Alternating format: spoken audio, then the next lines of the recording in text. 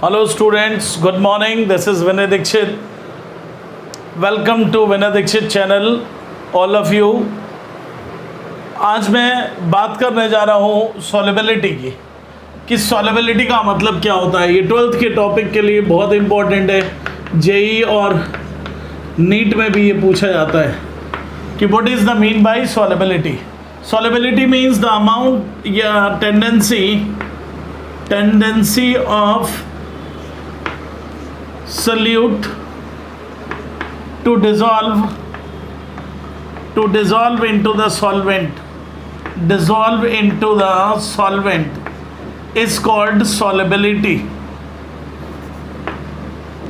But mathematically इसको हम लोग इस तरह से नहीं डिफाइन कर सकते, क्योंकि मैथमेटिकली आप सॉल्वेंट का अमाउंट इंक्रीज करते जाओगे तो सॉल्युबिलिटी भी इंक्रीज करती जाएगी। तो इसको हम लोग मैथमेटिकली कैसे डिफाइन करते हैं, और amount of solute required to saturate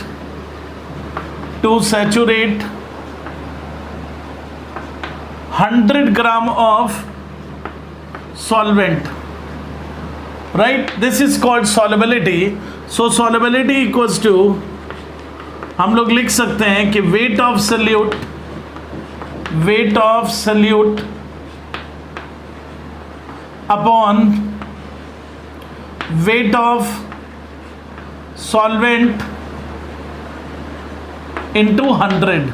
This is called solubility, right? तो amount of solute required to saturate 100 gram of solvent, तो जितना अमाउंट सल्यूट का रिक्वायर्ड होगा उसी को हम लोग सॉल्युबिलिटी बोल सकते हैं, और उससे ही हम लोग सॉल्युबिलिटी फाइंड आउट कर सकते हैं डिफरेंट सब्सटेंसेस की डिफरेंट सॉल्वेंट पे सॉल्युबिलिटी कितनी कितनी होगी। अब देखिए यहाँ पे एक बात करते हैं, factors affecting solubility of solid, solubility of solid into liquid. इसकी बात करते हैं बेटे हम लोग। सॉलिड की सॉल्युबिलिटी लिक्विड में कौन कौन से फैक्टर्स से अफेक्टेड होती है। वैसे तो 3 फैक्टर होते हैं, but mainly causes 2 factors. Number 1, nature of solute and solvent. Nature of solute and solvent, it means like dissolves like dissolves like। इसका मतलब ये हुआ कि बेटे पोलर कंपाउंड्स को पोलर सॉल्वेंट में डिसॉल्व करते हैं, पोलर सॉल्वेंट्स, क्योंकि पोलर सॉल्वेंट्स की डाइलेक्ट्रिक कांस्टेंट साई बोले तो डाइलेक्ट्रिक कांस्टेंट हाई होते हैं। डाइलेक्ट्रिक कांस्टेंट हाई होते हैं इनके, और जिनके डाइलेक्ट्रिक कांस्टेंट हाई होते हैं, डाइलेक्ट्रिक कांस्टेंट का मतलब होता है tendency of solvent to separate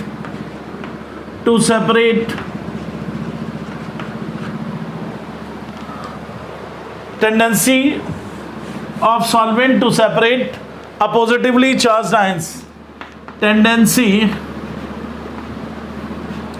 to separate two a positively charged ions is called dielectric constant. Water is a polar and ideal and universal solvent because इसका dielectric constant high होता है। इससे high और भी substances के होते हैं, but उनका पैसिव नेचर होने के कारण they are not used as a solvent. Water का डाइलेक्ट्रिक कांस्टेंट 80 होता है, इसे आइडियल और यूनिवर्सल सॉल्वेंट में कंसीडर करते हैं। आइडियल एंड यूनिवर्सल सॉल्वेंट इसको लेते हैं। इससे ज़्यादा जो डाइलेक्ट्रिक कांस्टेंट होते हैं वो H2O2 और HF के होते हैं। H2O2 and HF is having greater than water, but these are not considered as polar solvent because they are passive nature. Passive nature means these are used as a oxidizing or reducing agent, so these are not used as a solvent. Clear? अब देखिए बेटे, जब आप किसी भी substance को given solvent में dissolve करते हैं, आप कोई भी आयनिक कंपाउंड है उसको आप जब इस वाटर पोलर सॉल्वेंट में डिसॉल्व करते हैं, तो इसमें ये जो इस क्रिस्टल लैटिस होता है इसका, इसमें अपोजिटिवली चार्ज आयंस एक दूसरे से स्ट्रांगली हेल्ड रहते हैं, minus plus minus plus plus minus plus minus minus plus, ऐसे। जब इसको आप किसी भी सॉल्वेंट में डिसॉल्व करते हैं, सॉल्वेंट पोलर है, तो अगर ये पॉजिटिव है तो ये इसके नेगेटिव है, तो ये पॉजिटिव एंड से एसोसिएट होगा। तो बेटे देखिए, इन आयंस के बीच में होती है लैटिस एनर्जी, लैटिस एनर्जी, और जब ये एसोसिएट होते हैं किसके साथ, इन आयंस के साथ, तो एनर्जी इवॉल्व होती है, this is called hydration energy. और solubility is directly proportional to hydration energy and inversely proportional to lattice enthalpy या लैटिस एनर्जी। अगर आपकी हाइड्रेशन एनर्जी लैटिस एनर्जी से ज़्यादा होती है तो फिर कंपाउंड वाटर या अदर सॉल्वेंट में डिसॉल्व हो जाता है, राइट। तो ये कॉज देखते हैं अपन। It is not a major cause but is it one of the most important cause to dissolve the polar solute into the polar solvent. और जिनकी डाइलेक्ट्रिक कांस्टेंट लो होते हैं, these are considered as non polar solvent. वहाँ पे non polar compounds non polar solvent में dissolve होते हैं। कुछ नॉन पोलर सोल्यूट्स पोलर में डिसॉल्व हो जाते हैं, like glucose, alcohol, water can be dissolve into the water due to hydrogen bonding. वहाँ पर अनलाइक हो गए, but they dissolved into the polar solvent due to the hydrogen bonding। Hydrogen bonding के कारण में अट्रैक्शन इंक्रीज करता है, जिसकी वजह से alcohol, glucose and sucrose are water soluble. अब देखिए बेटे, इसके बाद हम लोग बात करते हैं, ये तो एक कॉज हुआ सॉल्युबिलिटी का। नंबर सेकेंड बात करते हैं हम लोग temperature. Temperature is also a major, plays a major role in solubility, because ionic compound जैसे सल्यूट आपने सॉल्वेंट में डिसॉल्व किया तो ये बनाता है सॉल्यूशन, और सॉल्यूशन बनाएगा तो अनसेचुरेटेड होगा, तो यानी इक्विलिब्रियम नहीं होगा, बट इसको हम लोग सेचुरेट कर लें तो ये इक्विलिब्रियम में होगा। अब कुछ सल्यूट को हम लोग सॉल्वेंट में डिसॉल्व करते हैं तो सॉल्यूशन बनता है, एंथैल्पी में चेंज होता है, कुछ ना कुछ पॉजिटिव भी हो सकता है और नेगेटिव भी हो सकता है। अगर नेगेटिव है तो यहाँ पर हम लोग देखेंगे क्या इफेक्ट होता है। तो बेटे एक क्लासियस कैप्रियन इक्वेशन होती है, log Kp2 या Kc2 upon Kc1 equals to delta H upon 2.303 R 1 upon T1 minus 1 upon T2। ये फॉर्म होता है इक्वेशन का। अब यहाँ पर चूंकि इक्विलिब्रियम है और यहाँ पर इसको हम लोग KSP सॉल्युबिलिटी, यहाँ पे इसका जो सॉल्युबिलिटी प्रोडक्ट होगा वही कांस्टेंट होगा, तो यहाँ पे Kc2 की जगह हम लोग Kc2 अपॉन Kc1 की जगह हम लोग लिख सकते हैं S2 upon S1। So log S2 by S1 equals to delta H upon 2.303 R 1 by T1 minus 1 by T2। अब देखिए डेल्टा H नेगेटिव है, डेल्टा H नेगेटिव है, अब इधर लिखता हूं मैं। देखिए डेल्टा H यहाँ पे नेगेटिव है और आप टेम्परेचर इंक्रीज कर रहे हैं, तो देखिए क्या इफेक्ट होगा इसका। Delta H is negative and T2 is greater than T1। Temperature आप इंक्रीज कर रहे हैं, जब आप टेम्परेचर इंक्रीज करेंगे तो log S2 अपॉन S1 की वैल्यू, यहाँ पे T2 ग्रेटर है तो ये तो पॉजिटिव होगा, बट ये क्या होगा नेगेटिव, तो ऑल टुगेदर सारी वैल्यू क्या आ जाएगी नेगेटिव। तो S2 बाई S1 यहाँ पे बेस 10 होता है, तो ये क्या आ जाएगा 10 to the power negative. Negative का मतलब लेस देन 1 हुआ, तो S2 is less than S1 means T2 temperature से जब T1 कर रहे हैं तो S2 लेस देन S1 आ रही है. So with increase in temperature solubility of solid into liquid decreases. और इसी का वाइस वर्सा होगा अगर हम लोग इसमें चेंज कर दें थोड़ा सा. क्या चेंज कर दें? सेम यहाँ पे पॉजिटिव हो जाएगा डेल्टा H. अगर यहाँ पे डेल्टा H पॉजिटिव हो जाए तो क्या होगा? log S2 by S1 equals to del H upon 2.303 R 1 by T1 minus 1 by T2. तो यहाँ पे ये पॉजिटिव आ रहा है तो log S2 by S1 ये 10 की पावर पॉजिटिव हो गई यानी मोर देन 1 हो गया. सॉरी ये पॉजिटिव हो गई. यहाँ पे 10 टू दी पावर पॉजिटिव जब log हटाएंगे तब होगा. ये positive S2 by S1 equals to 10 to the power positive. So S2 should be greater than S1. Means for endothermic changes with increase in temperature solubility also increases. So in that case we can say that कि temperature increase करने पर endothermic process में solubility increase करेगी, exothermic में solubility decrease करती है. Right? I think ये आपको समझ में आ गया होगा क्योंकि ये JEE point of view से important part है. इसमें जो third factor आता है बेटे pressure. तो देखिए प्रेशर का क्या इफेक्ट होगा. सिंस कंप्रेसिबिलिटी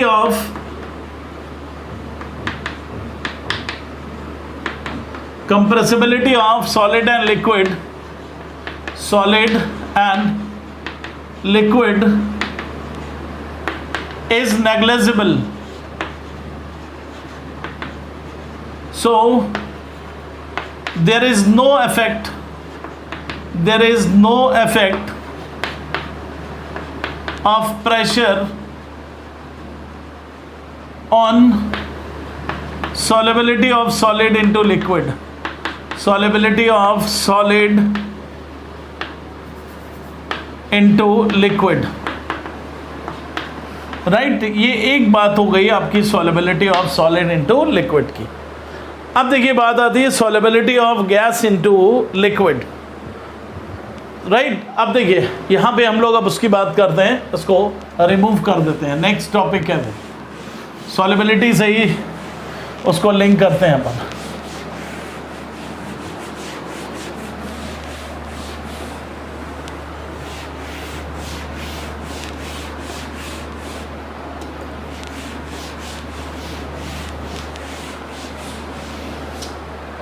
अब देखिए बेटे solubility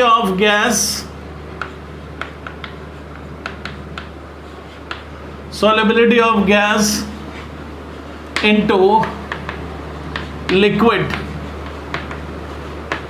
जरा ध्यान से देखिए बेटे solubility of gas into liquid. सबसे पहली जो इसमें बात आती है नेचर ऑफ गैस यानी nature of solute.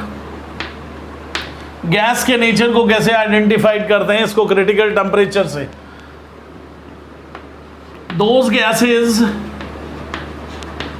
those gases having high critical temperature, these can be liquefied easily.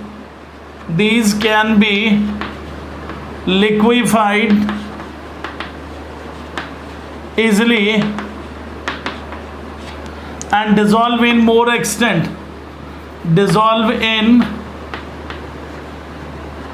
large extent. अब देखिए लार्ज एक्सटेंट का मतलब क्या हुआ? TC इक्वल्स टू होता है बेटे critical temperature equals to 8A by 27 RB. तो जिन गैसेस उन्हीं गैसेस के क्रिटिकल टेम्परेचर हाई होंगे जिनका A ज़्यादा होगा और B कम होगा. गैस के लिक्विफिकेशन के लिए ये दो एसेंशियल कंडीशन है. A मीन्स होता है attraction force van der Waals force. B means molecular volume, excluded volume भी इसको बोलते हैं, और मॉलिक्यूल का वॉल्यूम, गैस का वॉल्यूम नहीं, here it is molecular volume. So जितनी भी हेट्रोएटॉमिक गैसेस होती हैं मोस्टली, या जिनके मॉलिक्यूलर मास हाई होते हैं, उनका ए हाई होता है। तो van der Waals force is directly proportional to molar mass. जिसका मोलर मास हाई होगा उसका van der Waals force high होगा, उसका क्रिटिकल टेम्परेचर ज़्यादा होगा, गैसेस लिक्विफाइड इजली होंगी। और गैसेस जिनकी क्रिटिकल टेम्परेचर लो होते हैं तो लिक्विफाइड नॉट इजीली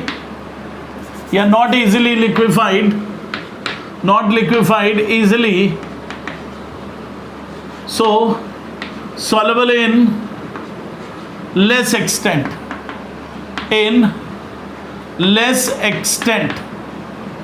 right? क्योंकि अगर TC 8A/27 RB, यहाँ पर A अगर कम है और B ज़्यादा है तो इसका मतलब है TC की वैल्यू क्या हो जाएगी, लो हो जाएगी, जिसकी वजह से गैस का लिक्विफिकेशन इजीली नहीं होगा। Second factor temperature.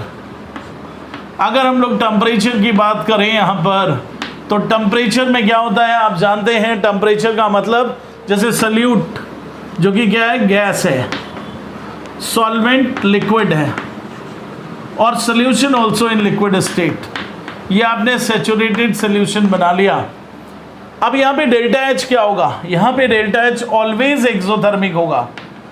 गैसेस का लिक्विफिकेशन हमेशा एक्सोथर्मिक होगा, क्योंकि गैस का जब लिक्विफिकेशन होगा तो अट्रैक्शन इंक्रीज करेगा, मॉलिक्यूल क्लोजर आएंगे और क्लोजर आते ही उनकी जो हीट इवॉल्व है वो इंक्रीज कर जाएगी। अब डेल्टा एच नेगेटिव हो गया तो वही फॉर्मूला यूज करेंगे, log S2/S1 equals to del H upon 2.303 R 1/T1 minus 1/T2। तो इसका मतलब ये हुआ कि बेटे यहाँ पर इसकी सॉल्युबिलिटी डिक्रीज कर जाएगी विद इंक्रीज इन टेम्परेचर, क्योंकि अगर आप टेम्परेचर इंक्रीज करोगे तो kinetic energy of gases molecule increase कर जाएगी, मॉलिक्यूलर स्पीड इंक्रीज कर जाएगी और इनकी सॉल्युबिलिटी डिक्रीज कर जाएगी। तो with increase in temperature solubility of gas in liquid decrease कर जाएगी, ऑलवेज ये होगा। अब यहाँ पे थर्ड फैक्टर इंपॉर्टेंट है, pressure. What do you mean by pressure? पता है आपको, गैस का अगर टेम्परेचर लो करके कांस्टेंट कर दिया जाए और गैस को प्रेशर इंक्रीज किया जाए तो मॉलिक्यूल कम क्लोजर। सपोज ये एक शिफ्टिंग पिस्टन लगाकर इसमें ये गैस फिल्ड कर दी, ये इसमें मूवेबल पिस्टन लगा हुआ है, अभी इसका वॉल्यूम ज़्यादा है, अब इसमें टेम्परेचर आपने लो कर रखा -20 डिग्री सेल्सियस और आपने इसका प्रेशर बहुत इंक्रीज कर दिया, तो गैस क्या होगी, लिक्विफाइड हो जाएगी। इसके वॉल्यूम के कंपैरिजन में इसका वॉल्यूम बहुत कम हो जाएगा। तो प्रेशर ऐसे भी देखें हम लोग, जैसे सल्यूट गैस है plus solvent liquid gives solution liquid. तो बेटे देखो, सल्यूट गैस है और इसका यहाँ लिक्विड में कन्वर्जन हो रहा है, इसका वॉल्यूम डिक्रीज कर रहा है। तो according to Le Chatelier principle pressure increases, so equilibrium shift in forward direction, equilibrium shift in forward direction. और फॉरवर्ड डायरेक्शन होगा तो सोल्यूशन फॉर्मेशन इंक्रीज करेगा, और सोल्यूशन फॉर्मेशन इंक्रीज करने से solubility increases with increase in pressure. जैसे जैसे आप प्रेशर इंक्रीज करोगे सॉल्युबिलिटी इंक्रीज कर जाएगी, but up to a certain range of pressure. Very high pressure पर यह वैलिड नहीं होता है, राइट। तो ये तीन फैक्टर हैं। अब देखिए बेटे, इसी में हेनरी ने अपने आप को इंक्लूड कर दिया और इसको न्यूमेरिकली कैलकुलेट करने के लिए यहाँ पर इसको डिफाइन कर दिया। देखिए कैसे हेनरी अंकल ने बोला, हेनरीज लॉ जो दिया, हेनरीज लॉ, इन्होंने क्या बोला, at constant temperature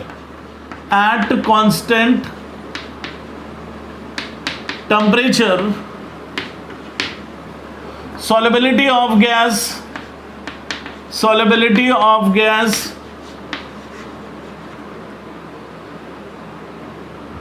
increases with increase in pressure,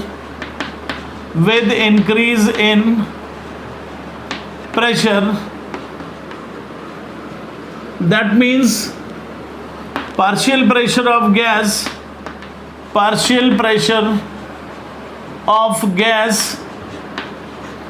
is directly proportional to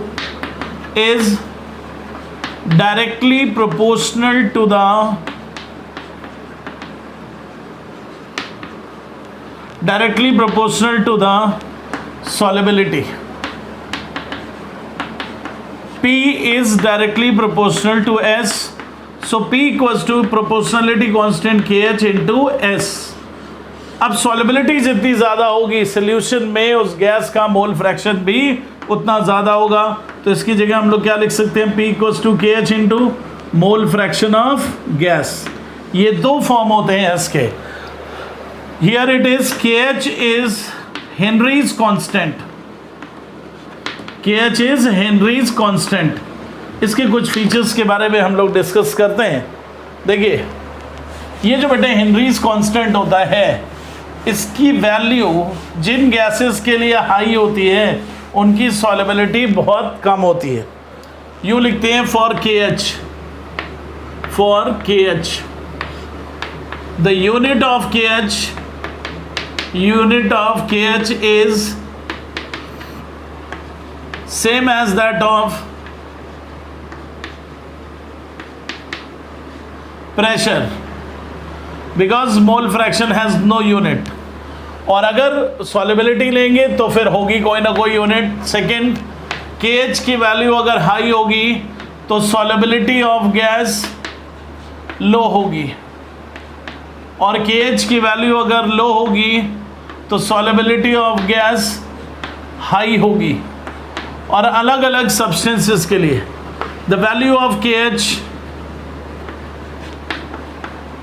is highest for helium और फिर उसके बाद हाइड्रोजन के लिए होती है. हीलियम, हाइड्रोजन, ऑक्सीजन, और जैसे KH कार्बन डाइऑक्साइड और मीथेन है. मीथेन और कार्बन डाइऑक्साइड में किसका KH लो होगा और किसका हाई होगा? मीथेन का 0.413 होता है और इसका 1.6 समथिंग होता है. तो ये KH के बारे में यूँ कहते हैं, हेनरीज लॉ ने ये बताया. तो जैसे कि आप देखते हो ना, सी डाइवर्स जब अंदर जाते हैं पानी के अंदर तो अपने साथ हीलियम और ऑक्सीजन का मिक्सचर लेके जाते हैं, क्योंकि जैसे जैसे नीचे जाते हैं pressure, atmospheric pressure and pressure due to water column increase करता है और ब्लड प्रेशर उतना ही रहता है. अगर हीलियम लेके जाते हैं तो हीलियम इज वाटर इनसॉल्युबल, वो अंदर से प्रेशर एक्सर्ट करती है, बाहर का भी प्रेशर हाई हो रहा है. When they came out there is no cause of vein stretching, यानी एडमा काइंड ऑफ डिसीज उन्हें नहीं होती है. अदरवाइज जब वो अंदर जाते हैं और बाहर निकलते हैं तो उनकी वेन्स स्ट्रेच्ड होती हैं, जिसे एडमा डिसीज कहते हैं, जिसकी वजह से उन्हें बहुत सारी परेशानी फेस करनी पड़ती है. राइट बेटे, ये सॉल्युबिलिटी है. नेक्स्ट लेक्चर में मैं आपको वेपर प्रेशर के बारे में डिस्कस करूंगा. Thank you very much.